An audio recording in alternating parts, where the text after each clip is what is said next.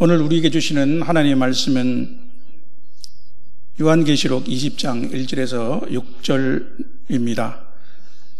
우리 다 함께 합독해 보도록 하겠습니다.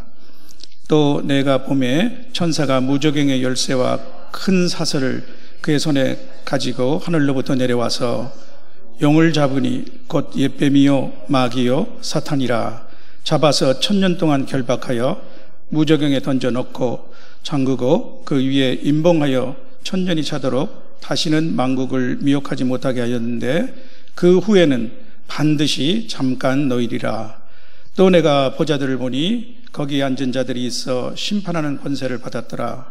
또 내가 보니 예수를 증언한가 하나님의 말씀 때문에 목배임을 당한 자들의 영혼들과 또 짐승과 그의 우상에게 경배하지 아니하고 그들의 이마와 손에 그의 표를 받지 아니한 자들이 살아서 그리스도와 더불어 1000년 동안 왕노릇하니 그 나머지 죽은 자들은 그 1000년이 차기까지 살지 못하더라.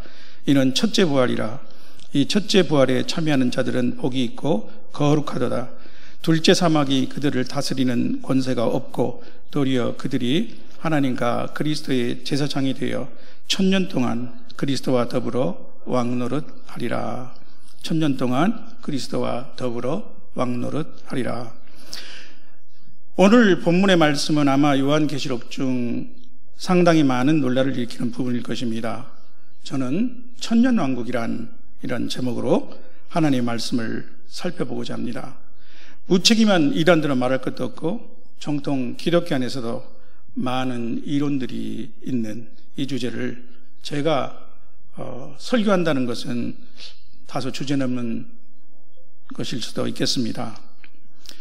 성경은 우리의 구원에 관해서는 아주 명백한 진리를 말씀해주고 있지만 그렇다고 성경의 모든 진리에 대해서 우리의 지식이 완전한 것은 아닙니다.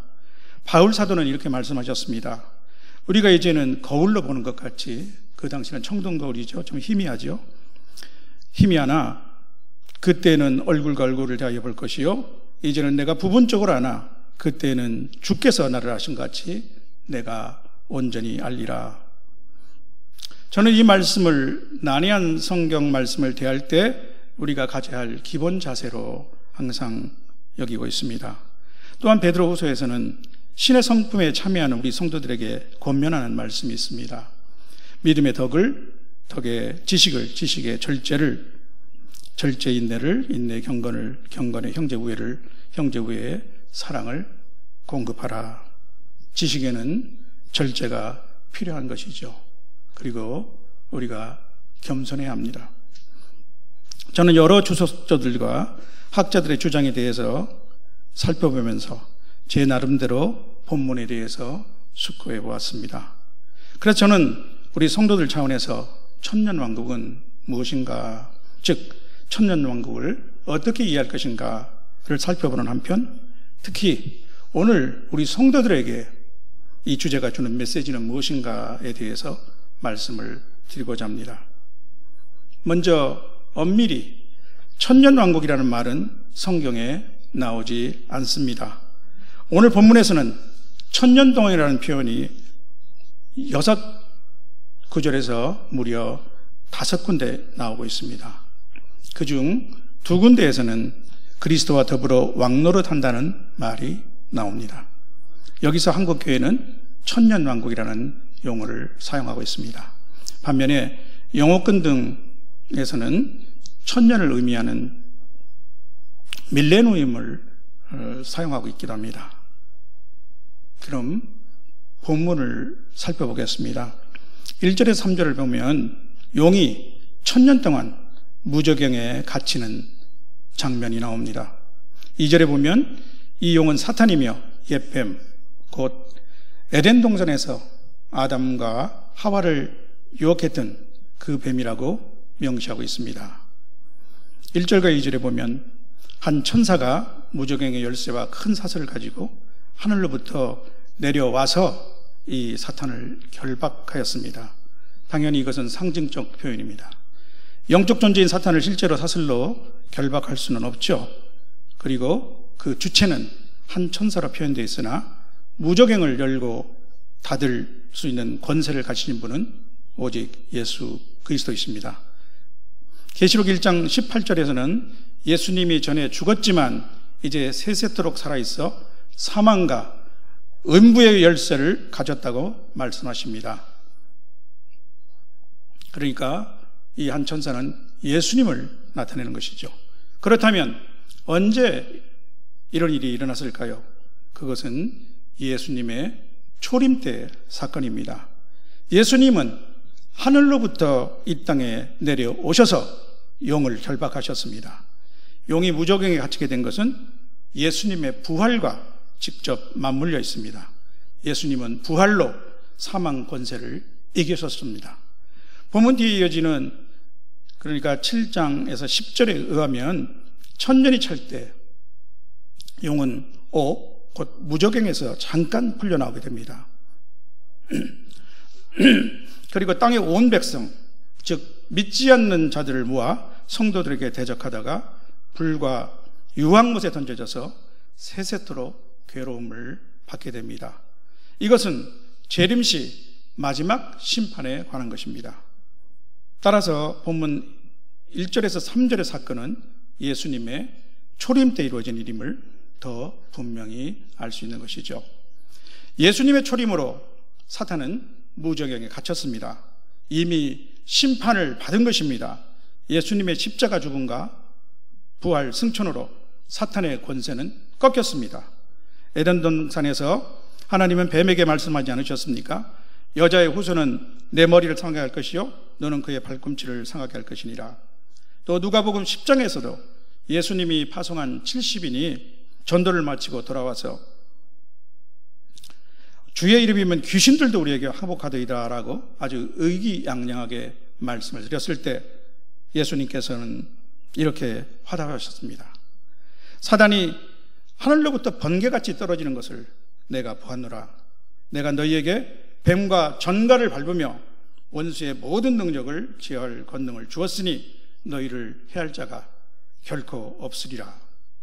누가복음 10장에서 18, 19절 말씀입니다.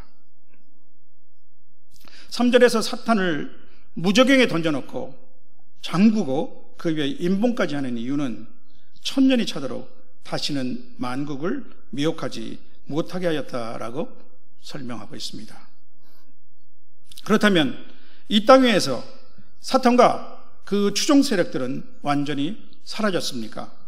예수님의 재림을 기다리며 이 시대를 살고 있는 우리는 그렇지 않다는 것을 잘 알고 있습니다.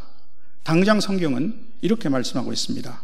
근신하라 깨어라 너희 대적 마귀가 우는 사자와 같이 두루다니며 삼킬 자를 찾나니 너희는 믿음을 굳게 하여 저를 대적하라. 이는 세상에 있는 너희 형제들도 동일한 고난을 당하는 줄을 알미니라. 베드로전서 5장 8, 9절 말씀이죠.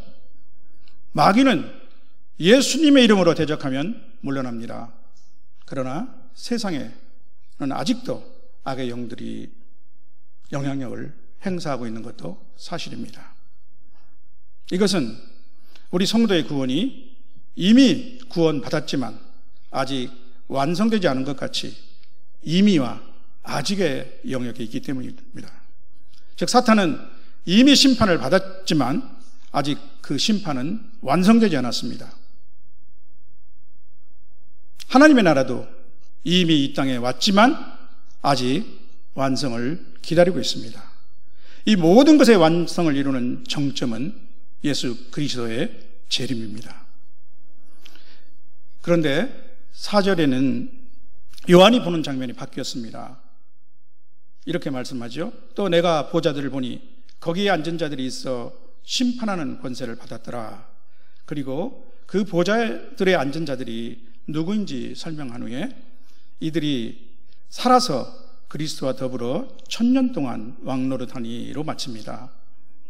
우선 우리 개역개정에서는 살아서라고 표현되어 있는데 좀 더 정확한 번역은 살아나서입니다. 이어서 나오는 5절 말씀에도 개역개정은 괄호 안에 그 나머지 죽은 자들은 그 1000년이 차기까지 살지 못하더라 라고 되어 있는데 여기서도 더 정확한 번역은 살아나지 못하더라 입니다. 우리가 성경에서 보좌는 어디에 있는 것으로 알고 있습니까? 예, 보좌는 하늘나라에 있습니다. 따라서 우리가 말하는 천년왕국은 먼저 하늘나라의 일입니다. 천년왕국은 궁극적으로 이 땅에서 일어나는 거 아닙니까? 라고 반문하시는 분들도 계실 것입니다. 아주 틀린 말은 아닐 수 있습니다. 그러나 일단 여기서 더 중요한 것은 1000년 동안 그리스도와 더불어 왕노릇하는 것입니다. 그런데 여기서도 또 왕노릇은 번역을 좀 바꿔야 할 것 같습니다. 노릇은 우리가 광대노릇 등과 같은 말처럼 주로 하찮은 일을 하거나 또 하는 일을 비하해서 사용하는 용어죠. 왕으로 다스린다라거나 통치한다라는 정도가 좋겠습니다. 성도 여러분, 4절에서 6절의 말씀을 통해서 소위 천년왕국과 관련된 몇 가지 중요한 개념들을 그러면 살펴보도록 하겠습니다. 첫째로 4절에 보좌에 앉은 이들은 누구입니까? 이들은 이 땅에서 죽었으나 살아난 자들인데 두 가지 부류로 말씀하고 있습니다. 그 첫 부류는 예수를 증언한가 하나님 말씀 때문에 옥배임을 당한 자들의 영혼입니다. 곧 순교자들의 영혼이죠. 두 번째 부류는 짐승과 그의 우상에게 경배하지 아니하고 그들의 이마와 손에 표를 받지 아니하는 자들입니다. 곧 믿음의 정절을 지킨 사람들입니다. 그러나 보좌에 앉아있다라는 표현은 이미 계시록 4장 4절에서 24장로들의 모습을 그렇게 묘사했습니다. 따라서 하나님의 백성, 곧 교회 공동체 전체 모든 성도들을 가리키는 것으로 볼 수 있습니다. 두 번째로 1000년 동안 왕노릇, 성경에 그렇게 써 있으니까요. 우리말 성경에 왕으로 통치한다는 그 의미는 무엇입니까? 통치와 천년의 의미를 살펴보고자 합니다. 왕으로 통치한다는 말에는 다음과 같은 의미가 있습니다. 한 세 가지로 우리가 살펴볼 수 있겠는데요. 첫째로 4절 그리고 6절을 보면은 그것은 그리스도와 함께입니다. 그리스도와 함께. 성도가 누리게 되는 모든 권위와 영광은 오직 그리스도와의 연합에서 나옵니다. 보좌의 주인은 하나님과 그리스도이십니다. 성도들이 보좌들에 앉아있다는 말은 그 자체로 왕의 권위와 영광을 누린다는 의미를 내포하고 있습니다. 두 번째로 6절입니다. 그들이 하나님과 그리스도의 제사장이 되어라고 하고 있는데 통치는 이 제사장의 직분과 밀접한 관계를 갖고 있습니다. 제사장은 하나님의 임재 안에서 하나님을 섬기는 사람입니다.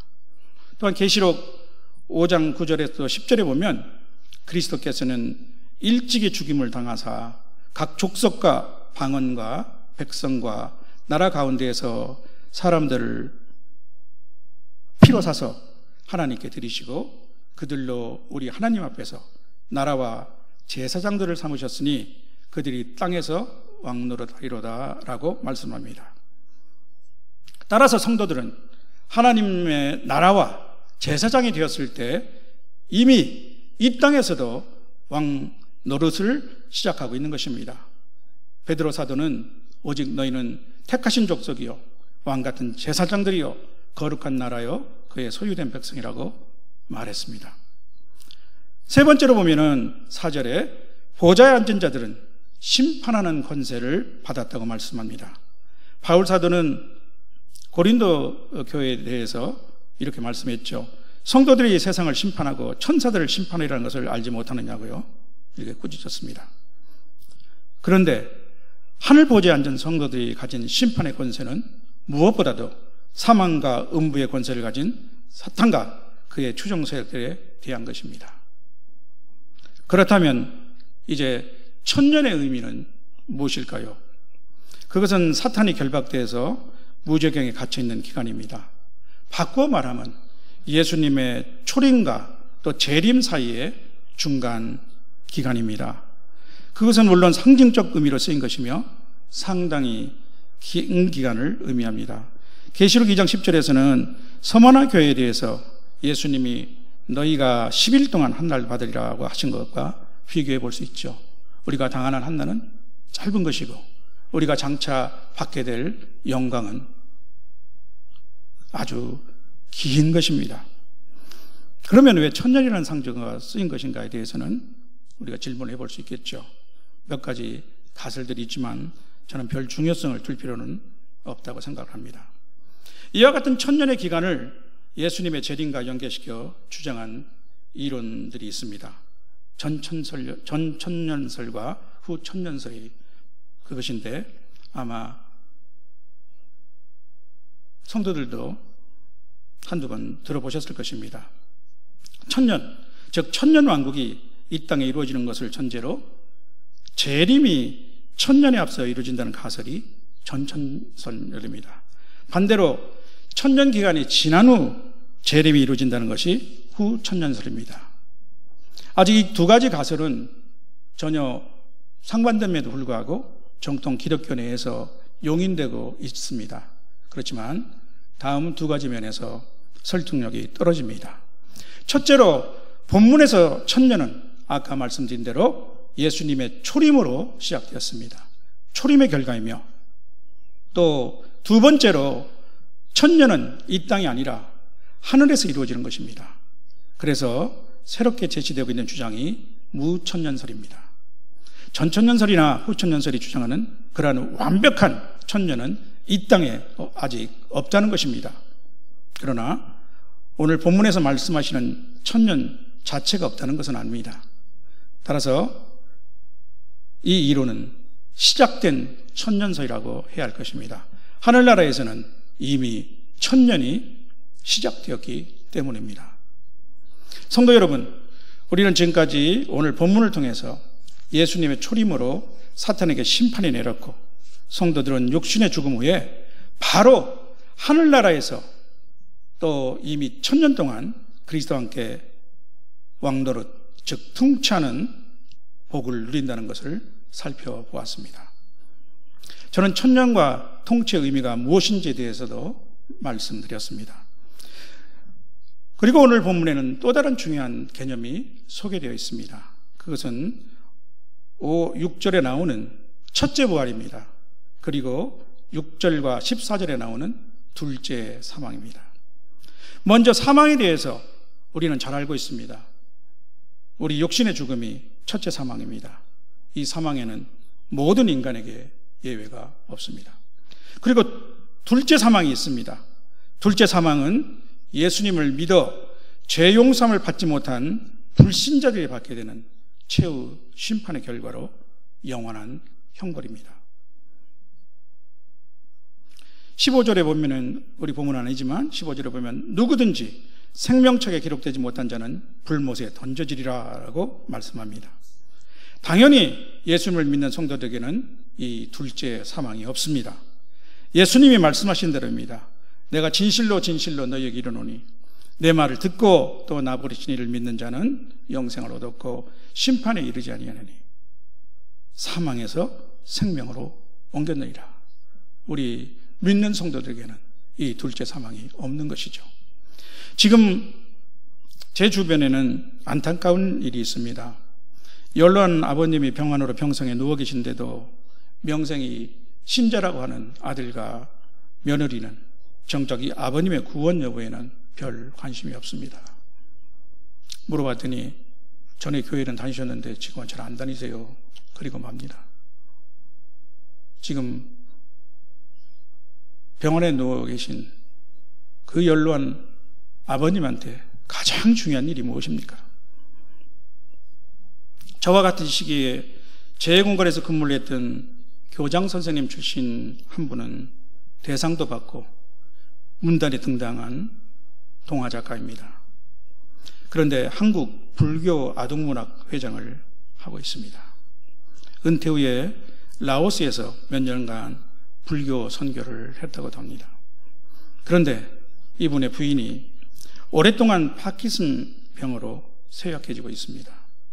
작년에 이분들이 산티아고와 이어지는 프랑스 쪽 일부를 같이 걷고 난 후에 발간한 여행기를 제게 보내왔습니다. 아주 뛰어난 문장력으로 담담하게 써내려간 글에서 보여지는 이들 부부의 모습이 황혼역처럼 아름답고 찐한 감동을 주었습니다. 부인은 초등학교 교사를 하신 분인데 음식 솜씨도 일품이고 참 싹싹하고 지금도 뜨개질과 자수 등에서 소소한 일상의 행복을 찾고 있는 아주 아름다운 여인입니다. 그런데 매일 한 발자국 가까이 다가오는 죽음 앞에서 불교가 무슨 유익을 줄 수 있습니까? 그러면 첫째 부활은 무엇입니까? 그것은 영적인 부활을 의미합니다. 새 생명을 얻게 된 것입니다. 6절에 보면 이 첫째 부활에 참여하는 자들은 복이 있고 거룩하도다라고 말씀합니다. 그들은 성도입니다. 그들은 육신의 죽음 후에 살아나서 하늘나라에서 예수님과 더불어 1000년 동안 통치하게 됩니다. 사실 예수님을 믿는 성도는 이 땅에서도 이미 거듭난 생명, 쇠하지 않는 생명을 갖고 있습니다. 따라서 죽어서 천국에서 참여하는 첫째 부활은 영원히 다시 살아나는 것이기보다는 이 땅에서 육신 안에 있을 때보다 훨씬 더 높고 완전한 차원의 축복을 누리는 것으로 보아야 합니다. 반면에 5절 앞부분을 보면 죽은 자들 중에서 나머지는 그 1000년의 차이까지 살아나지 못한다고 말씀합니다. 그들은 첫째 부활에 참여하지 못하는 자들이죠. 예수님을 믿지 않는 불신자들입니다. 그런데 첫째 부활이 있다면 둘째 부활이 전제되는 것이죠. 그것은 무엇이겠습니까? 그것은 몸의 부활입니다. 예수님이 재림하실 때 몸의 부활이 있습니다. 천국이나 지상에 있는 성도들도 또 음부에 있는 불신자들도 자기의 몸을 되찾습니다. 그러나 몸의 부활이라는 것은 성도들이나 불신자들이나 다 몸의 부활을 잊게 되지만 그 영광은 하늘과 땅의 차이만큼 큽니다. 또한 그 부활의 목적도 다릅니다. 주님은 이 땅에 계셨을 때 이렇게 말씀하셨습니다. 선한 일을 행한 자는 생명의 부활로, 악한 일을 행한 자는 심판의 부활로 나오리라. 13절에 보면은 이 불신자들이 심판을 받기 위해서 살아나는 모습을 이렇게 묘사하고 있습니다. 바다가 그 가운데서 죽은 자들을 내주고 또 사망과 음부도 그 가운데서 죽은 자들을 내주매 각 사람이 자기의 행위대로 심판을 받고, 죽은 자라고 얘기하고 있습니다. 요한계시록에서 또 우리 다른 성경 속에서 죽은 자는 불신자를 의미하지 우리 성도들은 죽은 자라고 얘기하지 않죠. 우리 성도의 죽음은 그리스도 안에서 자는 것이라고 묘사하고 있죠. 성도 여러분, 이제 저는 말씀을 마치고자 합니다. 오늘 주제는 천년왕국이라는입니다. 이 주제가 오늘 우리에게 주는 교훈은 무엇입니까? 천년왕국은 우리 성도들에게 믿음의 삶을 살아야 함을 보여줍니다. 혹시 이 땅의 삶이 아무리 어렵더라도 잠깐일 뿐입니다. 죽음 후 성도들은 즉시 천국에서 1000년 동안 예수님과 함께 왕노릇하게 됩니다. 그리고 장차 예수님의 재림시 완전한 영광스러운 부활의 몸을 얻게 됩니다.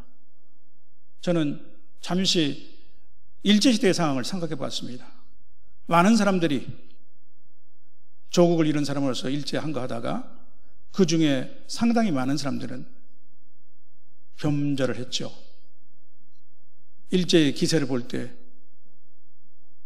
굉장히 오랫동안 그 기세가 등등할 것 같았기 때문에 작전상 후퇴로, 또 아니면 인내심을 잃고 일제의 앞잡이까지는 아니더라도 또 일제에 편들고 그런 변절을 한 사람들이 있는 것을 봅니다. 우리가 살아가는 삶 속에서 고난을 만날 때 이 고난이 잠깐이고 우리가 죽는 것은 바로 영광의 시작이라는 것을 확신한다면 우리가 어떤 고난이 온다 하더라도 그 고난을 이겨나갈 수가 있을 것입니다. 아니, 고난이 더 극심할수록 우리는 장차 다가올 그 영광의 아름다운 축복, 그것을 더 기다리며 참아낼 수 있을 것입니다. 우리의 인생은 길지 않습니다. 그러나 그 육신 가운데 사는 잠깐의 삶의 선택이 앞으로 영원토록 우리의 삶의 종류와 또 그 위치를 결정합니다. 성도는 둘째 사망의 형벌을 받지 않을 뿐 아니라 완전한 부활의 몸을 입고 새 하늘과 새 땅에서 예수 그리스도의 신부로서 영생 복락을 누리게 됩니다. 반면에 불신자들은 첫째 부활에 참여하지 못하고 사탄과 그의 추종자들과 함께 두 번째 사망, 곧 불못에 던져지는 영원한 형벌을 받게 됩니다.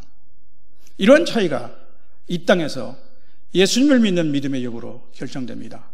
따라서 성도로서 오늘 우리에게 주어진 가장 큰 의무와 특권은 우리의 믿음을 끝까지 지키고 우리 가족에게, 우리 주변에게, 또 모든 열방에게 복음을 전하는 것입니다.